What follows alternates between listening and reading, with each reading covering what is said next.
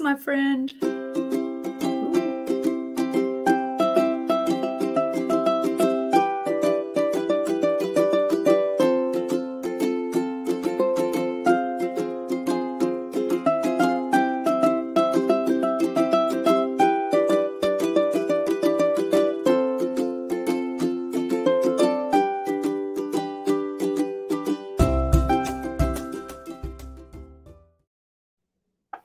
Hello, everybody, and good morning, afternoon, and evening, depending on where you're catching us from. It is Wednesday again.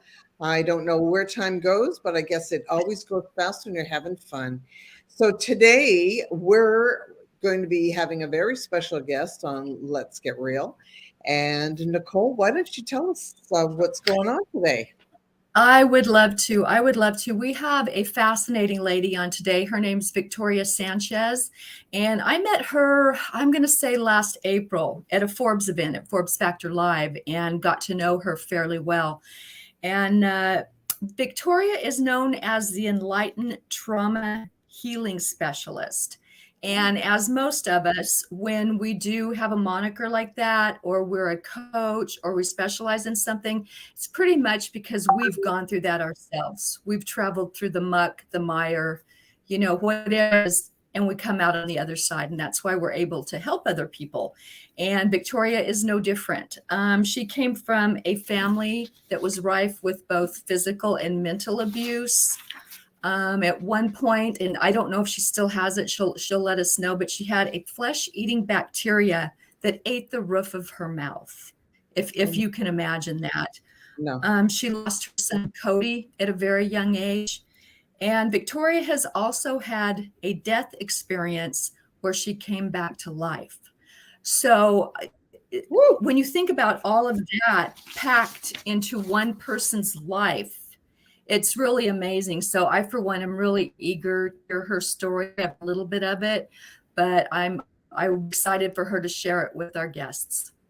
Perfect. Well, or our audience, not our guest, our audience. There she is. Hello, Victoria. Thank you so much for joining us today. Thank you for having me. Oh, it's our pleasure. Well, I can't begin to even fathom all the things that you've experienced with us, that you've gone through personally. Is quite astonishing from what was just told about you. So let's throw it to you and just say, how are you going to share this journey and tell us a little bit what how everything went. Please share. How it started, just give us from wherever you want to start with your life path and let us know, because it's a fascinating subject. Thank you. So first I want to say I do everything in honor of my son. And today is his heavenly 30-month anniversary. So I just want to acknowledge him and send my love to him. He's with me all the time, so I'm sure he's here with us and he's going to guide me through this. So good. Let me see where to start. I grew up in a family with narcissistic abuse, Wow. triangulation, manipulation. I seem to have always been the scapegoat in my family, stonewalled, picked on. I was the only Spanish one in my family, so there was that. I didn't really think of it back then. People have pointed it out to me now. That part doesn't really bother me. However, I was so conditioned to believe that my worth didn't matter that I became, I guess, a little bit rebellious when I got to be 17, 18 years old. And I could feel my energy shifting. I could feel something was happening to me because I was born an empath. I was born so kind and a giver and a nurturer by nature. And after years of being the scapegoat, being the one that was picked on and abused, I went into a little bit of rebellion. So I had my daughter when I was 18, And it was the whole thing of making sure she didn't like me as soon as she could understand how to speak and triangulating her against me. Death and overwhelm happened, a lot of trauma growing up. I never really got to have a relationship with my daughter because of it. And that carried over to my adult life, carried over to my first marriage, which I lost that husband, my daughter's dad, when she was 10. I remarried 10 years later and had to deal with her not feeling comfortable, her and I not really having a relationship that we needed to. I didn't know about narcissism at the time. So that carried over through my entire second marriage. So, how old was she at the time that when you got remarried to your second husband? She was 10. She was 10. Yeah. Okay. And so she was dealing with changes in her life, as well as me having a child with a new person, Yeah. being married to a new person, and the transitioning from her dad dying. It was a lot. No child should have to go through that, and it caused a lot of adversity. I guess it would be a good word in a relationship. Yeah. And we never really got to have the bond and the relationship we needed to. So, in the final stage of my life, I want to repair that relationship because she is my daughter and I have two granddaughters that I don't know. And yeah, so that's going to be my final goal is to repair that with her and let her see who I really am and that I'm not this villain that I've been portrayed as. So we'll go back to my childhood. Some of the trauma I suffered was my aunt. She was an alcoholic and she was the sweetest thing in the world, but she liked to drink a lot. And she would go to bars and she would get herself, in the wrong places, and we would have to go get her. And this went on for quite some time until she met a man who was a serial killer. And he married into our family. We didn't know he was a serial murderer.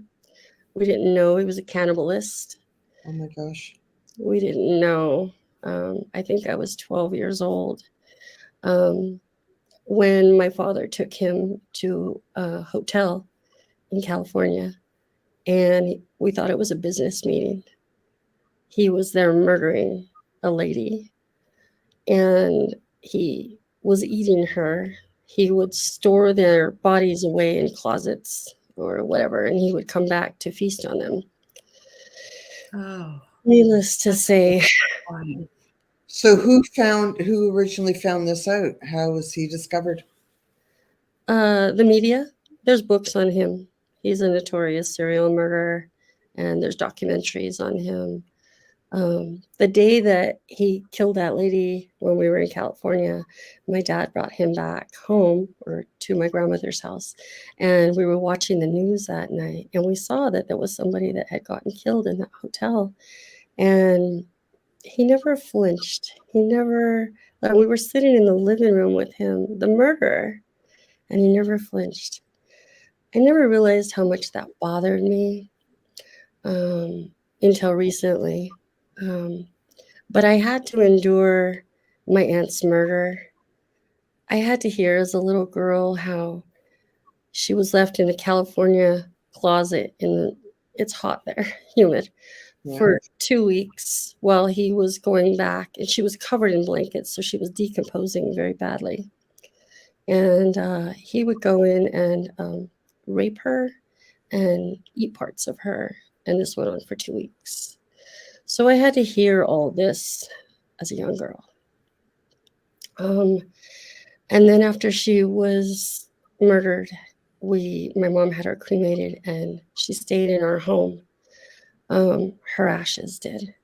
And not only I felt very uncomfortable about that. But my sisters experienced carts moving across the house. It was like we lived in a haunted house. Her spirit was not content. She died very violently. Yeah. And, so that was a very big Victoria, trauma. I'm curious. How did your dad meet this person, or how did he become entangled with your family? My aunt, when I got, she used to go get drunk, and she met him at a bar, and the guy's MO was to find women in bars, and then that was his victim. Wow. Yeah. Oh, wow. Okay. So Okay, I how long was he in understand. your Thank family you. for? I'm sorry? How long was he in your family for? How long of a period of time? It was a couple years, and during that time, he was killing women all across the country. One lady that he killed in Dallas, that's when he got caught. He killed her, and I guess the son walked in, and he had left, but the son did call the police, and then the manhunt began. But yes, he was abusive since he was a child. His name was Carol Edward Cole, and there's lots of books and documentaries on him. Apparently, when he was young, I did the research on and found out that his mom, it says in the book, was a prostitute and used to have men come over and they would terrorize him because his name was Carol. And they would make him dress up in dresses. And so he went through a lot himself, but that continued on. So living through that, like I said, I never realized how much it bothered me until my son died. And wow, everything started coming to me, all the trauma from my past. Um, Can you when tell I us a little bit of did that lead in? That didn't have anything to do with Cody's death, right? That was got, completely different. mm-hmm, Okay. that was just a trauma I experienced. And then later in life, fast forward to 2017, I had a flesh-eating bacteria. It's called mucormyosis. It ate a hole in the roof of my mouth and ate the septum out of the center of my nose. It took them about a year to figure out what was going on. During that time, it was a very big choke hazard. My whole system was becoming dysregulated because I'm breathing differently. So they finally figured out what was going on after a biopsy, and they called me on 9/11 and they told of 2018, and they told me I needed to get to the hospital immediately because they didn't know how much longer I would have. The bacteria was eating through the bone in my forehead into my brain, and Wow. so we went in. We did emergency surgery. That day, they went and scraped out all of the fungus, and in hopes that that would kind of set me on a path where they could then figure out what to do about the rest of it and the repairs. So I had a 5% chance of living through that, which obviously I did because I'm here. Good. And then that was in September. So the following May, we had scheduled 2 more surgeries. One was going to be to pull the palatal plate down. So they cut behind my front teeth, dropped it down. And the idea was, since there was a hole in the center, they were going to slice down the center and cross it and then sew it back to my teeth. Well, this was a surgery they'd never done. And the palatal plate is your sounding board in your mouth. It connects your vagus nerve. So basically, it was like having a lobotomy. They disconnected my wires in my brain.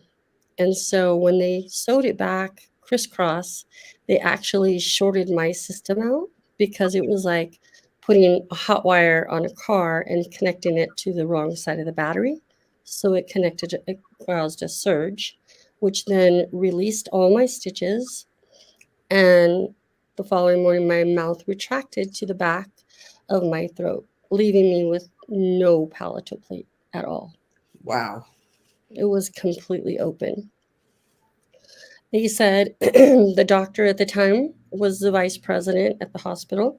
And apparently he didn't have surgical rights to take me back into the surgical room without an appointment, and could be months before I could get back in. So the idea was to send me home and let my mouth try to repair itself. I was left with no help. I was sent home in a place that I wasn't safe, and I was being tormented and tortured because I couldn't communicate right. And my immediate circle didn't understand me and thought I was crazy. And so that's the kind of treatment I endured. There was no support. Can I interrupt for a moment? You said you've been tormented. You were in a home where you weren't safe and you tormented and tortured. Were you around family? Can you elaborate a little bit on that part right there? Yes. Narcissistic abuse has continued Okay. since childhood. I was bred and conditioned to believe and not understand that that was wrong. So that's the kind of situations I got myself into. So I didn't have a safe place and I didn't have any help. I was not sent with a speech pathologist. There was no help for me. So that was on the 1st of May that they did that surgery. On the 16th of May, they were supposed to do the second surgery, which was going to be to take out the center of my nose and remove all that, which they did. So now I have complete oxygen going to both sides of my brain. I've discovered with a lot of work over the years that the palate or the septum in your nose actually controls the left and right brain breathing. It keeps you where you can think for like 90 minutes at a time. Most people can regulate their breathing through the right side, which is a hot side, and then they have a period where it goes through the left side, which cools your body down. I didn't have that capacity. So my wires in my brain were getting mixed signals. It was having the left side of my brain and the right side of my brain fully oxygenate all the time. There's no division and there's no way to separate it. And I didn't know how to do it myself.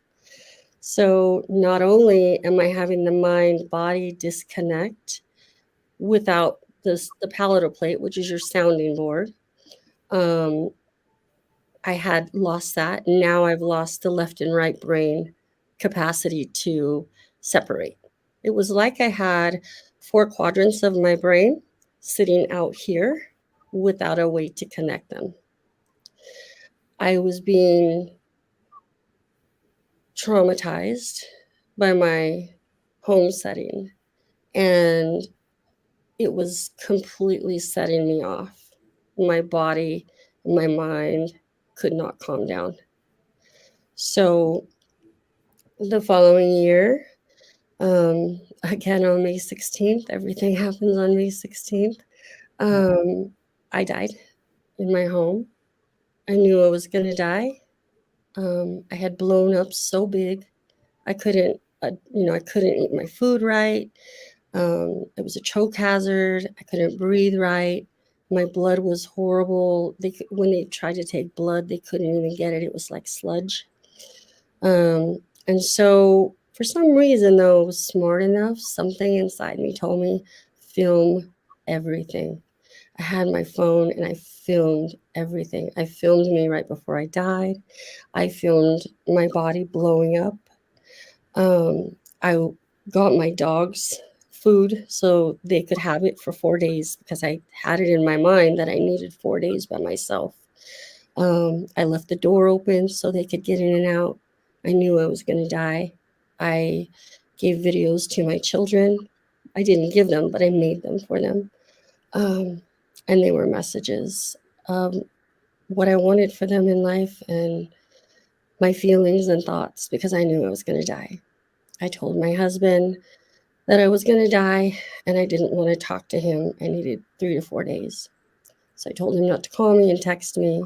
He was always on the road, so that wasn't really a problem. And I laid in my home and I died. I Before I died, I could feel the heat rising from the bottoms of my feet and just like section by section all the way up until I felt like my head split apart and a light went out. Like I feel like heat just took me over, like I self-combusted.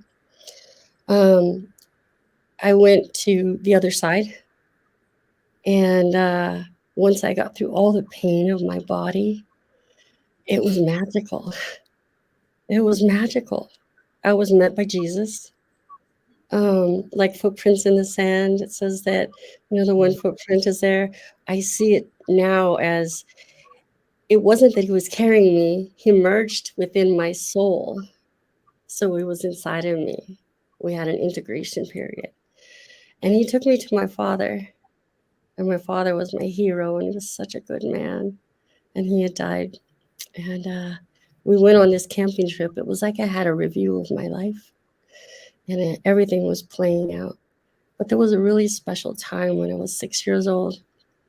My dad took me camping, and I seemed to be at that camping spot, and I couldn't see forest. I couldn't see him, but I knew from my past what the color was, what the trees looked like. But it was a review. It was just all energy. And I went on this journey, and then they told me some hard stuff over there. They told me my son was going to die, and then I had to come back and save him. I was shown that I had a mission, a calling, and then I had to come back and show a love frequency, appreciation, and gratitude, because it's something that people they take for granted, and they don't do it. I did it myself. It was the same for me. And so when I came back, I guess my dog had stayed by my side the whole time, and she licked me continually until she stimulated me, and I came back to my body. And there was roughly a 3-day period there. I don't know if my heart didn't beat the whole time or what happened, but I was definitely not in my body spiritually for that amount of time. But when my dog licked me back and stimulated me back, I opened my eyes, and I was like, imagine a child in a woman's body. I saw my dog. I didn't know how to breathe. Like a baby coming out of the womb, they have to kind of get you going to breathe. Right. So I watched my dog, and I saw her pant. So I would pant like her. And then she's walking around. So I fell off the couch. I didn't know how to use my arms and legs. So I would try to crawl around like her. I became a teacher or a student of my dog. And when she went and drank water, I tried to figure out how to drink water. And it was a pretty amazing journey to experience. I quickly figured out that my biology had so much wisdom and knowledge. It took me through what I needed to do. I started getting YouTube videos, TED Talks, figuring out what was going on with me. I figured out how to write, and I wrote down what had happened and that my journey to come back and make sure that Cody wasn't going to be shot and killed, because I described exactly what was going to happen to him.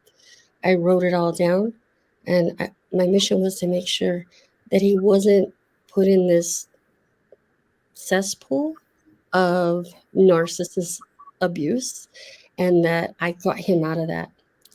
I couldn't explain it to my family. They wouldn't understand me because I'm still not speaking clearly, and my thoughts are still not connecting right. I knew what I wanted to say, but I couldn't say it. So rather than help me, it was a continual jab at me and making me feel uneasy about myself and insecure. I was fortunate enough that my home life meant that I stayed home by myself all the time. So when the people in my home would leave and go out, I had that time to research and get on TED Talks and talk to like neuroscientists and figure out what was going on with my brain, what was happening to me. And after a long while of doing all that, I started connecting the dots. I came back with a keen sense of intuition. I seem to know energies. I feel everybody's vibration. I seem to be able to now channel dead people through me. Um, it's been kind of a journey. My biggest thing was to save Cody, and I couldn't communicate to my family or friends that this was going to happen. When I said that Cody was going to be shot and killed, I was laughed at and triangulated. I never got to help him. So 1 year later, Victoria, can I take you back for just a second? So when that experience happened to you, you were alone in your home. Is that correct? No one was with you checking on you or anything? no, No, okay. And you said you taped it. When you view those tapes, what did you see? I'm just really curious your body was there? just laying there. How did you know that you were gone for 3 days if nobody was there? Well, I had video cameras in my house. So I Oh, know my body stayed there, but my spirit went on this journey. okay. So Okay. it's kind of hard to describe. But so that those 3 days, nobody was around you. You just laid there by yourself My dog. with the dog, but no nourishment to your body in any way, or nobody checking on you in any way. And you were married at that point with your husband, and your husband wasn't around during that time either. No, he has a job on the road. Okay. He's not home very often. Wow, that's just that in itself is incredible I can't imagine for myself, something like that happening and then going back and viewing the tapes and, just watching that would be, especially for 3 days, you talk about near death experiences, and a lot of times it's something that happens in a matter of minutes. So, I mean, 3 days, and Cody wasn't there. No one was there with you. Wow. Wow. So Have when you you ever shown those tapes to anyone and asked for an explanation or No. no? I Okay. won't ever share that one video with anybody. I will share pictures of before. I will share how when I came to, my diamond necklace had been completely burned off my neck, completely burned in half. I did take that for research to see if they could tell that it had been burned. It looks like a soldering gun went through it. Because of that heat in your body? Yeah. I did Wow. research on self-combusting, and your body can get extremely hot. Yeah, I've read about that too. That's so interesting and so strange. So, well, I'm sorry. I just wanted to clarify that I wasn't sure about that. So, yeah, go ahead and continue with, trying to come back and save Cody. So, for that entire year, I I was still learning about myself, and it was causing a lot of friction with my family. They It was a lot of fighting, which was a normal behavior, but it had gotten worse. Um, they just wouldn't hear about Cody. And then the following year, on May 16th, again, um, that's also my anniversary and the day my grandmother died and the day my cousins got married. And yeah, there's a lot that happens on that day. wow. That day, I was home alone again. And I got the call from the police at the front door. They called me to the front door and told me that he had been shot and killed. And where was he when he was shot? Well, that whole year, there was so much friction going on that it put a strain on our relationship. So for 6 months before he died, we really didn't speak. He was the day he got killed. He was at this place called Hemis Springs. It was a place I took him, and it was a very amazing, special place to us. I think he went there so that he could have a memory of me, because we had been triangulated so much that we weren't speaking. So he couldn't come to the house to be with me. I feel like if he wouldn't have, this wedge wouldn't have been driven between us, that he would have been home with me, that he wouldn't have been shot. So I'm curious that, but you were told that when you went on your out of body experience, right? That would happen, and you actually came back with that knowledge. But were you given the knowledge that you could save him somehow, or was that just left unknown? It was left unknown. And left unknown. Okay. Wow. And I don't know why, but right now I feel like I'm going to throw up, and I've never had this happen. Well, you know what happens when emotions are being stirred up, and as you're sharing all this, which is unbelievable. Talk about to have the courage to continue on going through what you have, and to be here today. And thank you for joining us today, and to sharing this in remarkable experience of what you've been through, and to have the strength within you. I send you my love, and thank you so very much for being to show, because what really is, as well as I want to just point out to our audiences, because so many times in our lives we sit back and we complain about just the little things in life, because little things happen and people get that. But to sit back now and listen to your story is beyond. So my hat goes off and my heart goes out to you for what you have encountered and endured, and to lose a child. So tell us, losing a child is the most horrific thing in the world, and it being his anniversary today of when he did, we send our love and light out to him, and honor you for coming on, especially today of all days. How did you deal with that? How did you get up to have the courage to continue to go? Well, when he died, I was a wreck. Of I was course. accused of his death. I was told I was a witch because I wrote it down. I made it happen. I was accused of everything. So it was a really challenging time for me.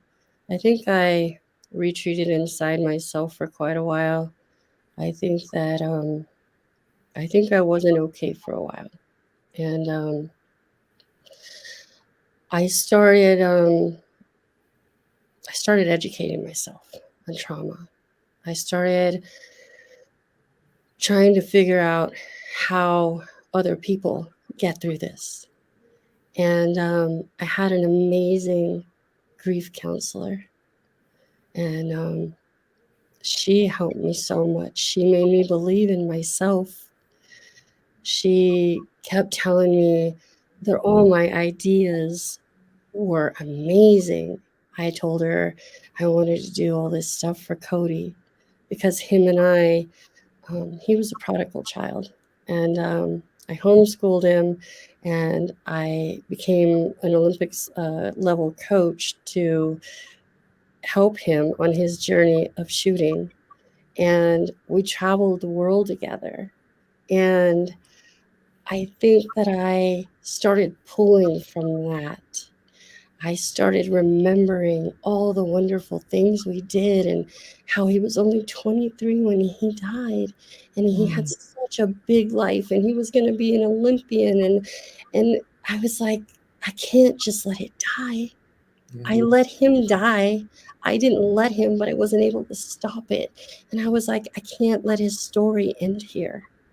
And so about 6 months, well, 5 months into his death, of course, I'm having to do the investigation because he was shot, and I don't believe it was an accident. So I had attorneys, and I was doing the investigation, and that was killing me because it was 1,200 pictures that I had to look at nearly daily of the crime scene. He was shot in the back of the head at point blank range with an AR-15. If you can imagine the picture I Yeah. had to look at. So as I was going through all that, I was thinking to myself, God, am I going to make it? Like, am I going to make it? But Sure. then he would come to me. Like when your child dies, their spirit comes back to you. A mother creates the womb for their child to be born. And when they die, before we do, that energy, they give it back to you. I don't think a mother could go on without it. They put something in your heart and they give you strength to go on. And that strength is what I pull from. And I said, I could sit here and look at these pictures all the time and make myself crazy, which I was doing, or I can find an outlet. And so a neighbor of mine, she had a four-wheeler. She just bought it brand new. And she let me have it for half the price she paid for it. She saw I was withering away. And she said, here, go ahead and do what you want to do. And she let me take that, and I started this journey. I would go ride every day. I didn't know why. On November 4th, I started this ride to this famous sacred hill here in New Mexico. It's called Tomei Hill. And I start riding over there. I didn't know what I was doing. I didn't know where I was going, what was going to happen. I just knew every day I had to get up and move. And I couldn't sit here in this house and suffer. I had to get out. So going to that hill every day, I started taking a Corona over there. Mind you, I never drank, smoked, cussed, or anything the whole time I had him. But the last couple of years, I had started drinking Corona. He was over 21, and I was like, okay. So I would go to the hill, and I would take a Corona or two, and I started putting them upside down on this hill. And before you knew it, the hill is covered in coronas, solar lights. I had created a big monument over there every day, taking a corona and putting it on this hill. I put flags up there to honor him. It was just amazing. And I would take videos and I would share it with everybody.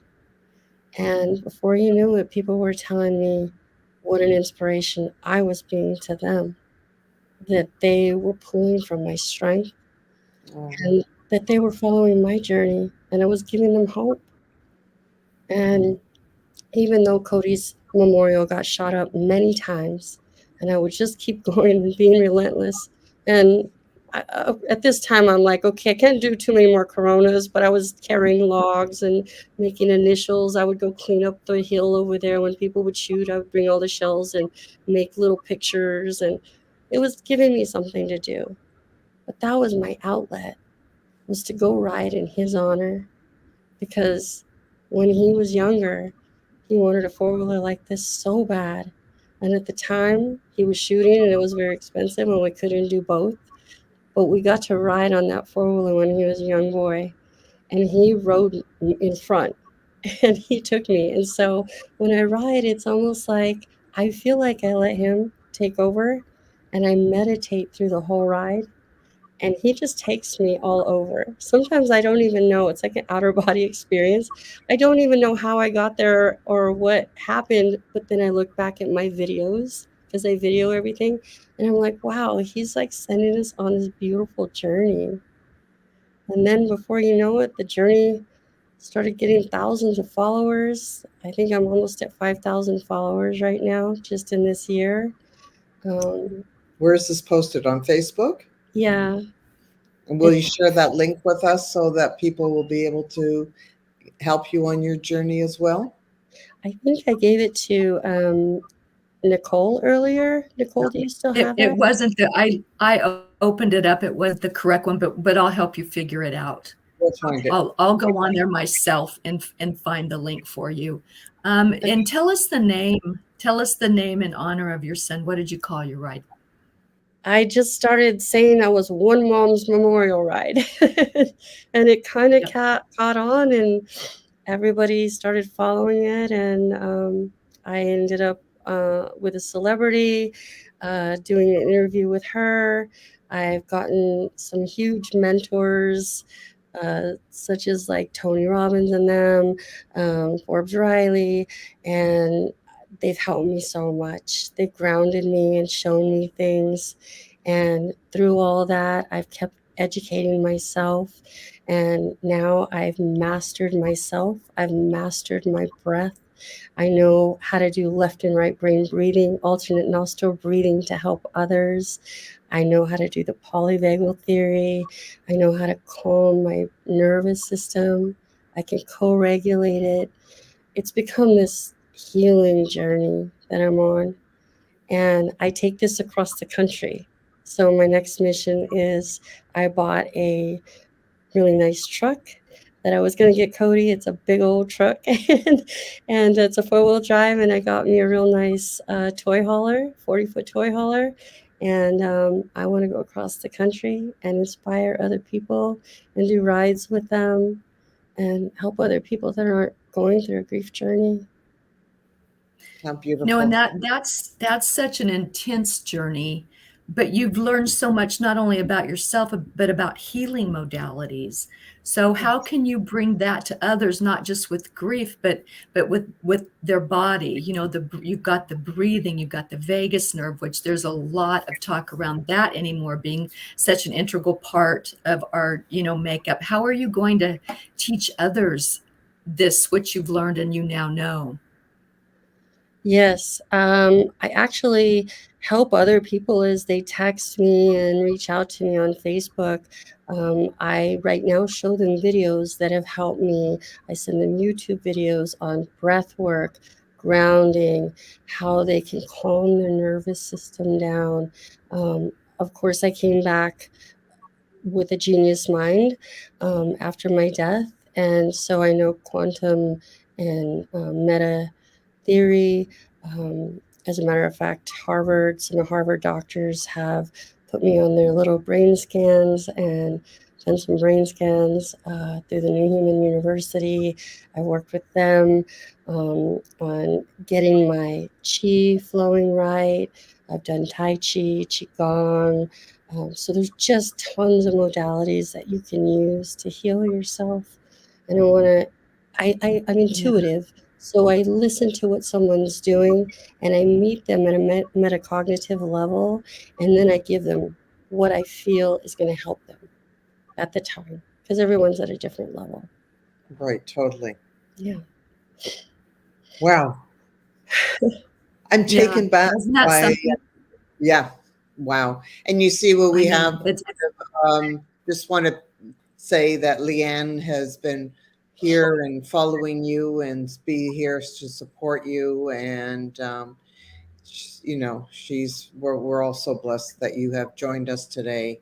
But Leanne has been very special to you, as I see here. Yeah. And it seems like you have had a lot of people that you've touched. They're not just their hearts, but a lot of people you've touched their souls Yeah. by all of this.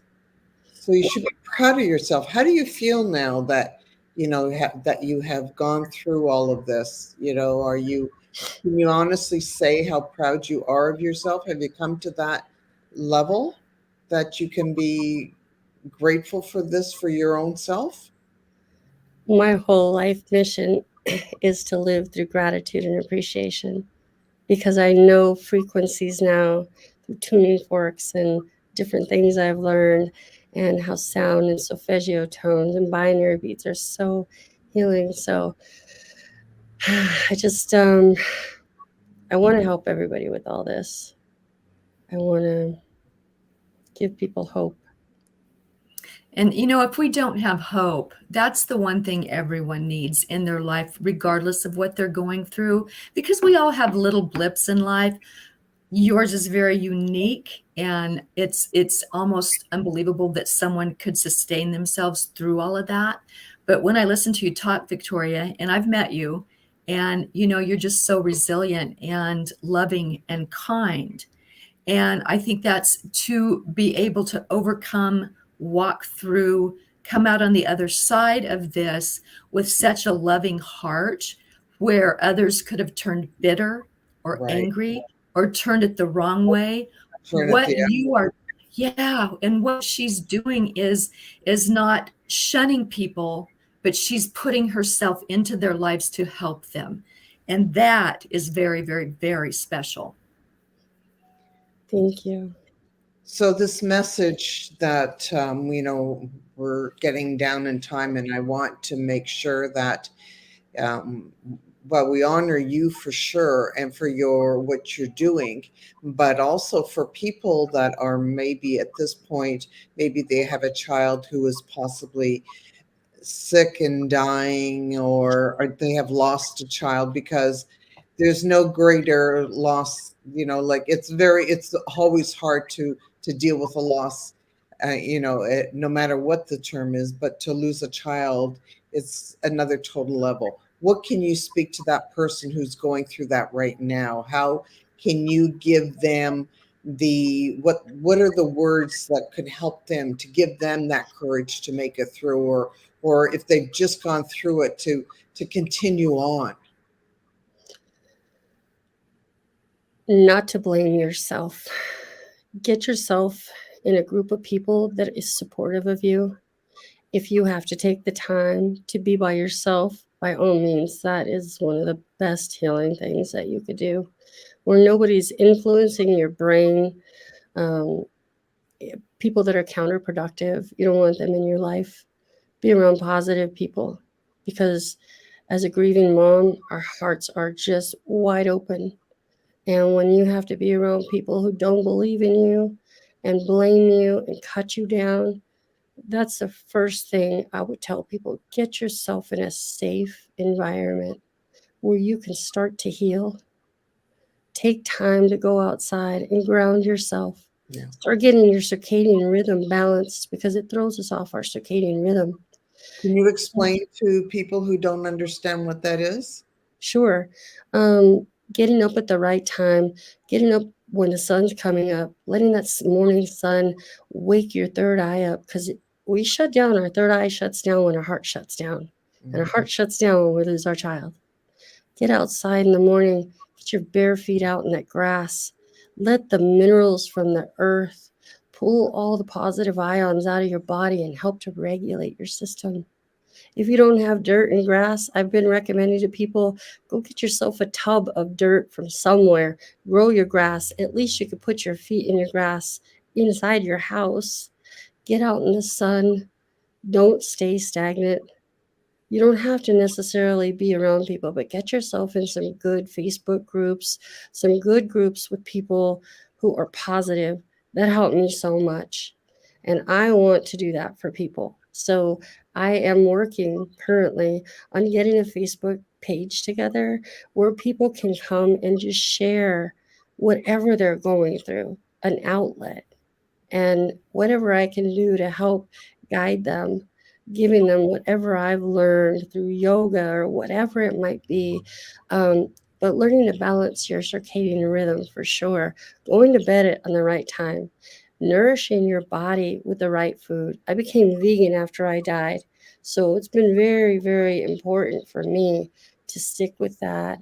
And I feel a huge difference. But really maintaining yourself, using your five senses with the five elements. What you see around you has an impact on you. Get some colors, make your space pretty, smell some nice, wholesome, organic smells. Not all this chemical stuff. Become wholesome again, because we're redoing our whole anatomy. We're rebuilding our DNA after you lose a child. The trauma is just too much to endure almost. So, what you hear as well, your five senses, you have to hear things that are balancing your water in your body, like solfeggio tones, binary beats. Listen to TED Talks about how other people have gone through it. But what you hear is important. This all plays with your vagus nerve. It's very important to get yourself regulated and co-regulate with someone. Like, I'm able to co-regulate with other mothers now that are spun out of control.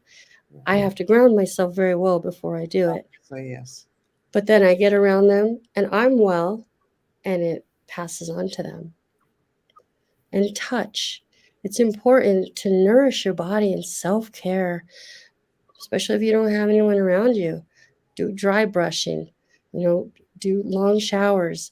Make sure you're using your lavender and your Epsom salts during full moon when a woman's body is depleted of their minerals. Um, Putting candles in your bathroom, taking your Sunday self-care is what I call it. Take that time to give yourself a massage. Shoot, I didn't know how, but I found out on YouTube there's all kinds of people out there that will do Zen massages, and you just follow along with them when they're doing their foot massages and tapping, EMDR. I don't think there's a modality that I haven't tried and I've mastered many of them. Well, that's wonderful. And it's just so wonderful that you actually, put yourself out there and started learning all these things, because it's true. We have to start with ourselves first, no matter what. Yeah. Absolutely. And I love the fact that she's talking about nature. She's talking about things that we can do with ourselves, not going to a doctor and, getting prescriptions and getting hooked on those. That masks it, not heals it. And so when you talk about tapping, you're talking about everything that you can do to go inside of yourself and heal yourself.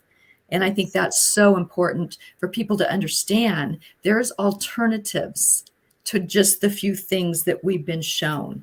And I love the fact that it's nothing new that you're talking about. This is very, very ancient that you're talking about. Yes. Modalities that have been used, poo-pooed, and kind of put in a dark cave so no one can find them.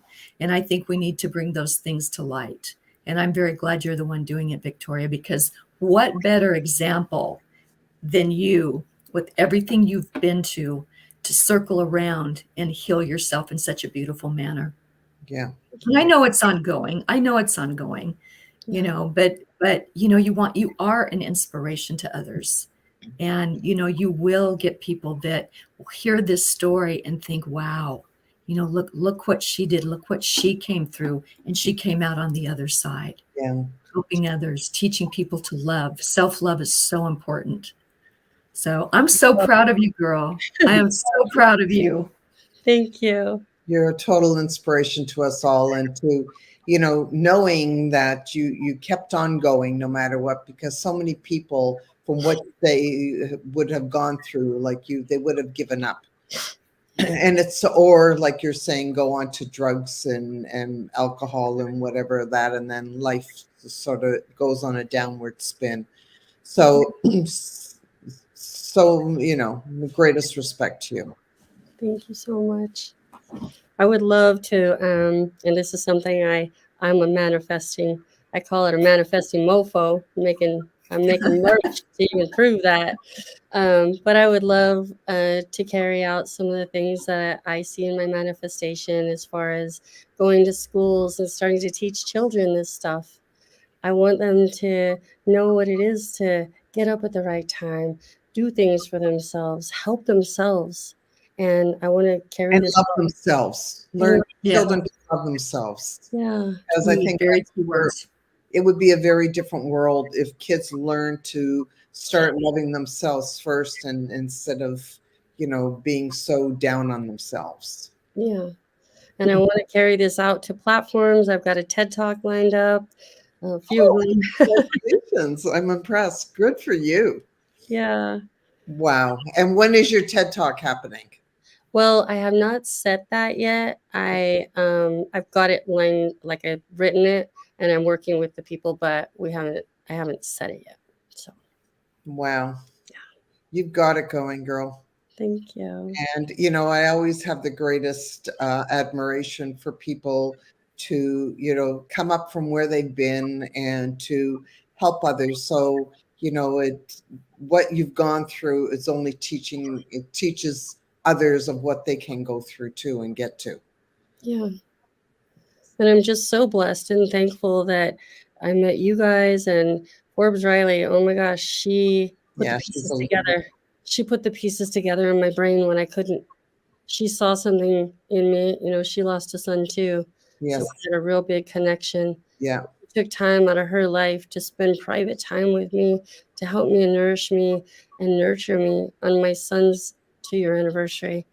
Not many celebrities will do that, but she did that. We're all Forbes people, so Yeah. we're cheerleaders. So, you know, we put up kudos today to Forbes for being the most wonderful, beautiful soul. I And wouldn't be here right now. you know what? She attracts good people, and that's why we're all here together today, because we're all attracted to one another, and life is about looking after and supporting each other. We're not on this planet to be by ourselves. No. No.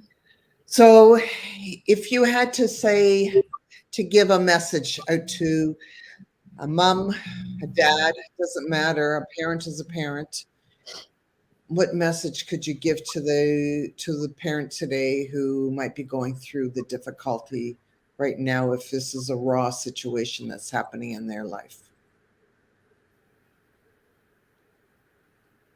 I would say to never give up. Never give up on yourself and never give up on your child. As a parent, our child's life is cut short, and we have to carry on that story for them because they died with their story inside them. Yeah. And that's what I'm doing right now. I'm meditating and manifesting my memoirs book and how I'm going to go across the country to all the places that I went where me and my son had already been. I want to tell people, find those memories, dig up those pictures, recreate them, take those pictures with you on a journey, and take pictures, new pictures, holding your child's picture, but create something, keep that flow going. Don't stay stagnant. Keep moving forward for your child and yourself. Because your child's still going to be around. Yep. In spirit, they're always with you. They're always with us. And oh my gosh, if anybody, and I've heard this a lot, wants to leave this earth because their child is gone, please don't do that. Because not only is your child gone, their energy comes to you, and if you take that energy away, it's a disconnect for you and your child, like forever. Don't ever hurt yourself. Live for your child. They took their lives were cut short. Live your life so they can live through you. You can carry their spirit with you. Wow, what a beautiful message. Absolutely. Thank you for blessing us with your presence today, Victoria. My heart and my soul goes out to you, and in a very strong way of your ability to continue on this journey. And today we honor your son Cody for being such a terrific man. That the only reason he had to be such a terrific man is because he had a wonderful mom. And we love you for that. Nicole, any last minute words? What an incredible show today. And Yeah, and when I met Victoria last year, I just resonated with her immediately. And when that happens, you feel their soul. It's a soul to soul connection. And it's really the most beautiful connection it is. It's like her connection with her son. And I love that she's saying that, because I too am of this belief, the only thing that dies is the body. The soul is limitless, it's forever, and the light never dims in our soul. So I'm so happy that we're talking about things like this, and I'm very happy that Victoria is the catalyst for this conversation, because we need more people like her in this world, because of the fact that she's sincere, she's loving, she's kind, and she's literally making a difference in my world, your world, and she will make a difference in anyone who talks to her, speaks to her, or works with her. She will make a difference in your world. And I'm really honored and blessed to be your friend. I'm so blessed too. Thank you so much. You're welcome, my friend. I'm so glad you agreed to this. I know it's been tough, but you are so resilient, and I'm so proud of you. Thank you. This is the first time I felt like I was going to throw up talking about this since I think it Well, happened. So it's good that this is coming up. It is good. 'Cause yeah, and we're honored that it was with us that you felt that way.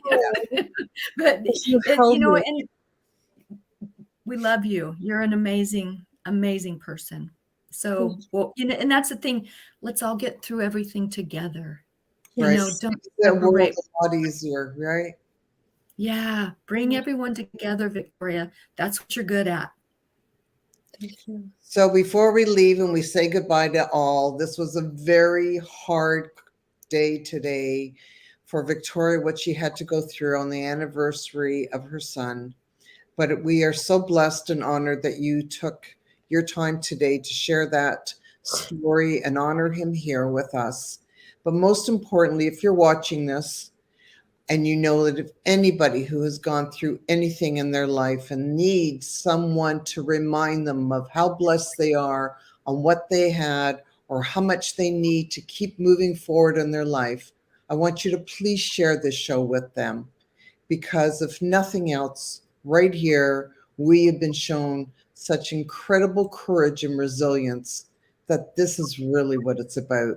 So if anybody needs, there will be a link put down at the bottom of this so we can share Victoria's connections and you can contact her directly and have her shed a light into your life because she is just a beacon of light going through. Beautiful, Glenda. On that note, we wish you all well. And Victoria, you should only have a long life with great beams of sunshine all around you, my friend. Thank you. Be well. Thank you for joining us today.